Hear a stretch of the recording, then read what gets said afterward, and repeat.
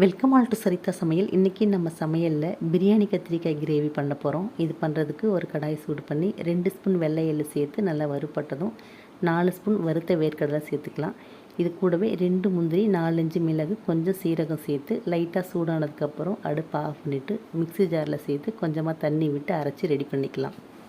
அடுத்து கடாயில் 4 ஸ்பூன் எண்ணெய் சேர்த்து காஞ்சதும் 1/4 கிலோ கத்திரிக்காயை முழுசாகவே கட் பண்ணி சேர்த்து விட்டு எண்ணெயில் வதக்கி எடுத்து வச்சுக்கலாம்.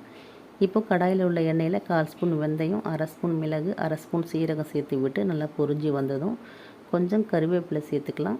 இது கூடவே 2 வெங்காயம், 2 தக்காளி கட் பண்ணி சேர்த்து விட்டு நல்லா மசிஞ்சு வதங்கி வந்ததுக்கப்புறம் 1/4 ஸ்பூன் மஞ்சள் தூள், 1 ஸ்பூன் மிளகாய்த்தூள், 2 ஸ்பூன் தனியாத்தூள் சேர்த்து விட்டு கிரேவிக்கு தேவையான உப்பு சேர்த்து இது கூடவே நம்ம எண்ணெயில் வதக்கி வச்ச கத்திரிக்காயும் சேர்த்து விட்டு தேவையான அளவுக்கு தண்ணி சேர்த்து நம்ம அரைச்சி வச்ச அந்த வேர்க்கடலை பேஸ்ட்டையும் சேர்த்து விட்டு கொஞ்சமாக புளி கரைச்சி இது கூடவே சேர்த்து விட்டு 10 நிமிஷம் கொதிக்க வச்சு எடுத்தால் பிரியாணி கத்திரிக்காய்